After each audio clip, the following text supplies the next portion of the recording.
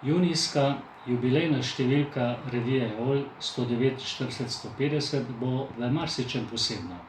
Najbrž za marsikoga predvsem s tem, da bo predstavila zelene ambasadorje slovenskega gospodarstva.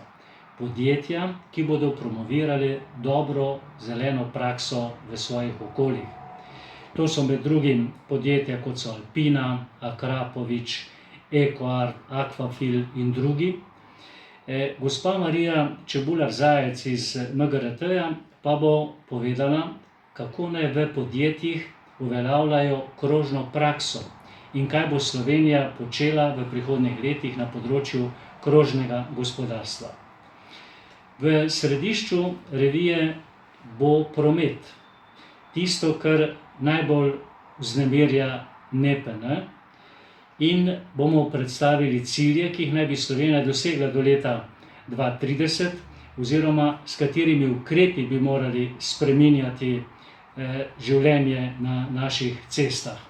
V anketi sodelujejo vsi ključni igralci na področju prometa, od Roberta Severja, Matjaža Česna, Nomaga, Petra Horvata, Tanje Mohorič, Iztoka Seljaka in drugih. Ampak ne bo samo anketa tista, ki bo govorila o tem, kaj se dogaja na prometu. Zelo zanimiv in silno aktualen, zelo sporočilen je intervju s profesorjem dr. Tomažem Katrašnikom.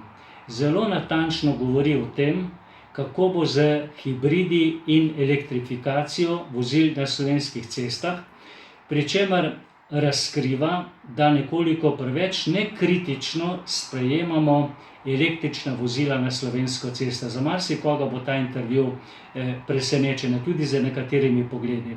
No, in če govorimo še o ekologih v podjetju, Leonida Gabršek bo govorila o tem, kako je v Fragmatu. V podnebnem dosjeju pa bodo zelo zanimivi 3 primeri vzorčne prakse krožnega gospodarstva z domačimi in tujimi partnerji.